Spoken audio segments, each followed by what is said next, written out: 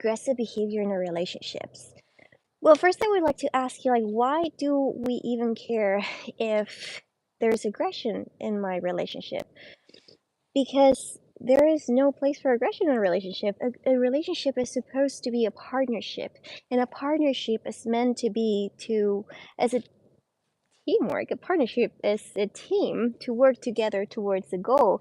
And most people, what they want from a relationship is emotional intimacy, a place that's safe for you to share how you feel, your wishes, your dreams, and for both of you to work together towards that imaginary, perfect, this is where I want my life to go. Do you want to be a part of that life too? And let's both of us work towards that together. So that is why aggression has no place in it, because aggression is the way that I like to describe it is competitive. Aggression is about who is going to win. And it's not that aggression is bad. There's an appropriate place for aggression. That we have sports. That's a good place where we can put out all our aggression and be competitive and see who is going to win. But in a partnership, in a relationship, and especially in a place that the goal is to be emotionally intimate, be close to each other, emotionally speaking, um, then it's not about who is going to win what. Sometimes, as humans, we want to get our way. We want things done our way. And there's ways to go around that about getting the life that we want, right? Maybe it's not how the other person wants to be. They want also, but they want something different. So are we then going to compete with each other to see who gets to win? No, that's in a partnership. What we do is we try to cooperate with each other. We problem solve and we work as a team to to get a win-win, right? And in the case that we were not able to get a win-win, well, then we downgrade to a compromise. If there's no compromise, then we can at least set some boundaries and work around those boundaries. And even if now we're not talking about a relationship, we're not talking about um, an intimate relationship. Now we're talking maybe in work settings. Well, maybe you're not going to share a life together. Maybe you already made your boundary and you decided that with that person you're not going to be able to work anymore at all. Well, then you are it's encouraging the other person to get that what they want, and problem solving. Maybe what you want doesn't match what I want, and maybe working together is not the best option. Maybe you're meant to work somewhere else, and that's place, eh, maybe there you can get what you want. So the best thing would be for us to go our separate ways. And sometimes when couples are ending a relationship, this is kind of how it looks. And again, there's no need for aggression. It's again seeking the other person to win and you also getting a win. Now, another thing that brings, so if you have a situation where you realize, okay, we're competing, we're arguing with each other because we want to win, well, let's turn this around. Let's make this non-aggressive. Now let's work together as a team. Where's the common interest and how can we get there? And that's when we can turn the dynamics from aggressive to non-aggressive. And there's techniques to do that. Now, another way that there can be aggression in a relationship is when the person thinks or communicates that my perspective is the only right way to see things. So it's again kind of like either a win-lose type of thing. Like if you don't see things as I do, either you are stupid, you are being unreasonable, you are defective. All of those, all of those judgments. So whenever we're setting a judgment and that is only one way to see things, and that's the right one, that's an aggression as well. So some technique that we like to use is, what else could this mean? If there's something that you're not liking, is there something that you tend to already evaluate as right or wrong? Well, what else could this mean? Is there an alternative a way to see things? And that's when we can stop someone from from just communicating so much aggression. and try to be a little more empathetic, more the goal is to connect with each other. So that's how we can turn things around a little bit when we are dealing with couples communicating aggressively with each other.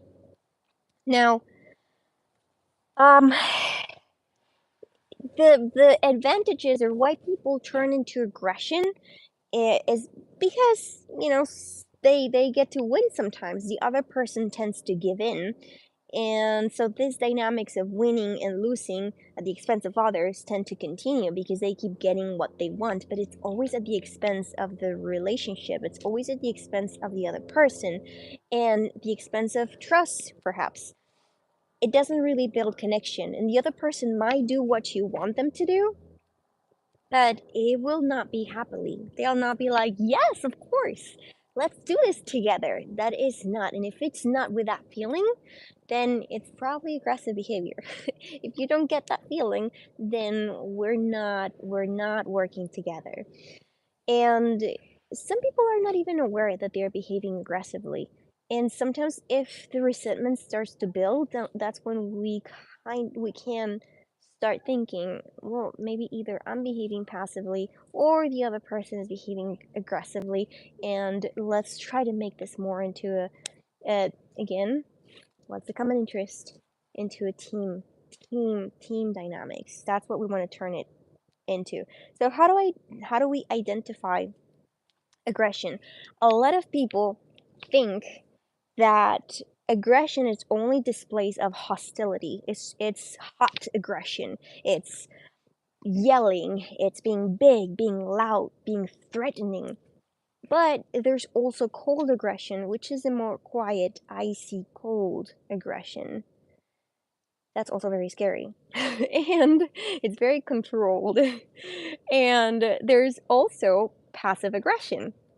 Passive aggression could also be ignoring, dismissing, very subtle. It's also a win lose situation where I get what I want at the expense of the other person and I get to avoid conflict. So, Hmm, we had that appointment. Whoop, I just forgot. I forgot to bring the cake.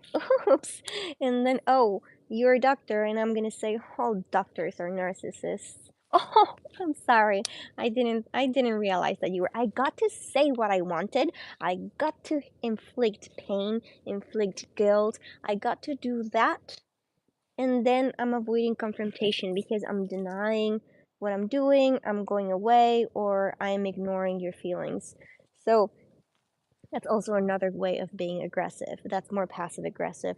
There are also microaggressions, which are a lot more subtle, and a lot of people they don't even know they're doing this. They don't even know they are inflicting pain, and that's when basically we're going for judgments, evaluations, stereotyping people. Well, all people that are all Latinos, oh, you guys are so loud. You're it just when you're framing a person in a box, that tends to be hurtful. Now, this is where we start to get a little bit into the gray areas of like, oh, well, you can say anything and the other person is going to get hurt, then it's not aggression. Then what is aggression? In a relationship, we do have to be careful with judgments and evaluation, because again it falls into into my perception is the only right perception, and we as humans tend to judge because it makes it easier to navigate a world where we're already putting things into boxes. It's just so much easier to expect something. If you already have a judgment, I expect that it's not as hard. It's an heuristic. It's a shortcut of the mind, so it makes things easier in the long run, and it saves us from future pain. So it, whenever we hurt someone else, and maybe it wasn't intentional, maybe we weren't even aware that we were behaving aggressively, because this tends to happen. Some people have it so much as a habit of character.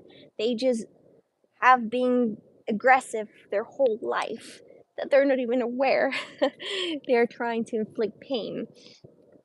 So, the way that we try to retrain this is if we're being aggressive, we're hurting people. I am sorry. Then we go into repairing and learning how to apologize, taking responsibility, and and building future solutions so that it doesn't happen again. So, okay, I'm going to try next time that I get a little offended, that I get heated, or that something bothers me, I will try to word it in this way instead of this way. I will try to communicate my needs, my wishes, the way that I see things in a way that's more open to also accept your perspective, and not only declare that my perspective is the only right one. So that's when we try to change the way that someone communicates from aggressive to non-aggressive. It's just basically we're trying to communicate, this is what I think, this is maybe my judgment, but I'm aware that this is an assumption, and I'm aware that you might also have a different way of seeing things, and I welcome. Please tell me how you see things. So that's when we start switching aggression from non aggressive communication, more effective communication. We will go into what makes it effective and ineffective in a different video. And now, another behavior, I have here a list of behaviors that we can identify easier to see if it's an aggression or not an aggression. When someone is ignoring, purposefully ignoring, it's trying to inflict pain. It's a technique basically to win. Again, win, lose. Ignoring, dismissing. Dismissing is your opinion, your feelings are really not as important, or are not real, are not okay, when they are. Now, making the other person less, their opinions and whatever they're saying less, because you don't have the authority to say anything, or you are lesser than, you're defective, you don't even know. It's just trying to, I'm up here and you're down there. Purposefully inconveniencing, this tends to be a little bit more on the passive aggressive side, when we just inconvenience people. And sometimes we don't know, but that's why we encourage people to tell us, oh, please tell me if this is an inconvenience. But purposefully inconveniencing, yet getting what you want, that's again win-lose. Now, imposing and demanding. Imposing is, again, this is how I do things, and therefore you have to do things as well. Everyone's different. Demanding. This is something that I see a lot. People that think they are requesting, because we work a lot with requests. For cooperation, we need to learn how to request. So they think they're requesting when in fact they're demanding. Do this, do that. No, you have to know because it's my way, the right way. So when we come into a conversation with that thought, that's when it becomes aggressive. Insulting, well, that's an easy one. Inflicting guilt, that's very obvious. Intimidating, that's a hot aggression. Labeling people. So again, that's when the judgments come in. That's a little bit, it could be a lot more subtle, but when we label people, it is an aggression. So if we communicate that it might not be the case, that we think this and we tend to see this, we tend to see that these people do that, but it might not be the case, then it's a little more open. It's not so much so aggressive. Now, when we name call people, we tell them, well, you are the servant, you are the name calling. It's just, again, aggressive behavior. And so it doesn't even have to be something that's verbal. Also, there are a lot of aggressions that are from their body language, and they communicate the same. Again, it's a way to inflict pain and make the other person lose or feel less, or just press buttons to try to get the other person to feel pain. So, showing contempt, rolling eyes, making them less, just giving the other person the back. Anything that is, you are not as important as I am, you are less, and I don't even care about you, I don't care. Some are a lot more passive, and we will talk in a different video about how to call them out and how to address them. isn't a request. So like you can behave how you want to behave. Just I don't like that. I don't like treated to be treated that way, because in a partnership, this is what we want to do. We want to teach people how we like to be spoken to. And sometimes different people, different cultures have different levels of aggression that they're used to, and that is okay, and they really don't mind. And if they don't mind, that's okay. But if you're a little bit more of a sensitive person and you don't like to deal with those aggressions, then that's okay too. And it's about building your boundaries and, knowing, depending on the context, situation, the people around, how to build those boundaries in a way that it's inviting. It is not so much of a threat, like, if you do this, I'm going to, that we're not aggressive, and that we teach people, if you want to be a part of my group, of my inside group, then, I like to be spoken this way. If not, you don't want to, that's okay. I'll just take a step back. So there are ways to call out these behaviors in a manner that's not pointing the finger and blaming others, like, you are doing this and that's not okay, because again, that is an aggression. That's saying, I'm right, you're wrong. And if the other person wants to be abusive, wants to yell, wants to do everything that maybe we would consider toxic, then, they can have that. They are free to do it, but not in your world, not in what you want to live, the life that you want to live. So it is best to learn how to respond to aggressive behavior non aggressively.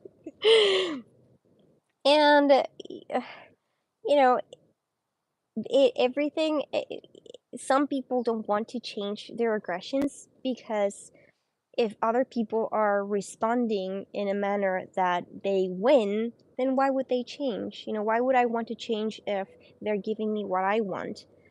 Um, so what I just had, the way that I want to end this video is, with aggressions, you cannot build emotional intimacy.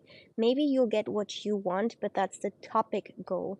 So there's different goals that we live by.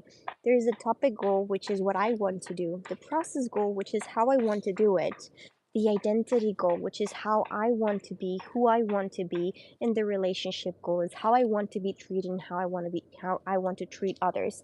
So you might get the topic goal, you might get what you want to achieve, or you want your people to behave a certain way, and I tell them and they do it, awesome.